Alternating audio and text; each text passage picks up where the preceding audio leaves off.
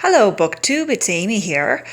And this is my grandmother's copy of Little Women. She gave it to my mom a few years back, and this Christmas my mom decided to pass it on to me as a gift. And my grandma, I guess she was quite pleased to learn that it's now mine. I quite like the cover on this. These women in ball gowns, just a cloth spine here.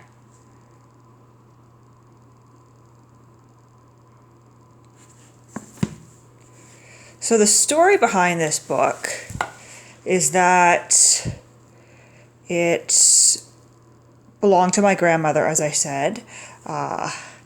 She was once Jane Jolly, and her friend Beth McCord gave it to her on July 12th, 1954.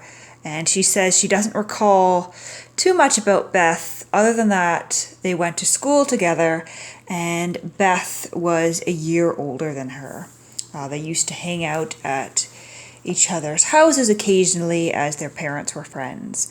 And so Beth gave this to my Grandma Jane for a birthday one year. And it's got this beautiful illustration on the end paper with all the girls. I would assume that's supposed to be Marmee at the piano there. And I would guess this is Beth, perhaps. It's hard to tell who's who here because these girls don't exactly match my imagination. And they all seem to be about the same height, so it's difficult to tell age either. This is perhaps Jo, as Jo is described in the book as being dark-haired. And the end paper in the back is exactly the same here.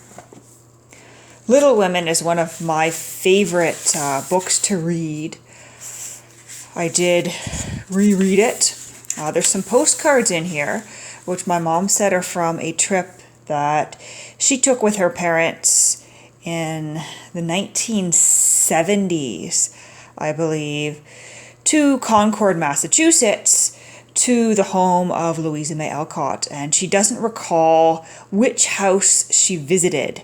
Perhaps both, since there's both postcards here. But this is Orchard House, where Alcott lived for many years and where I believe she wrote Little Women.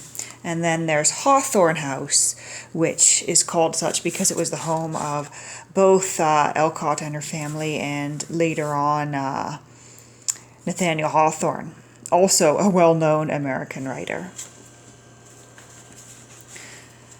So I guess these have been used by two generations of my family now as bookmarks.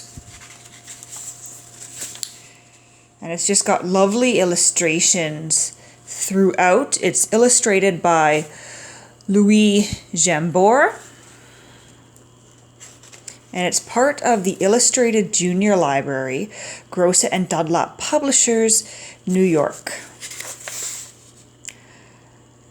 And this is a 1947 edition.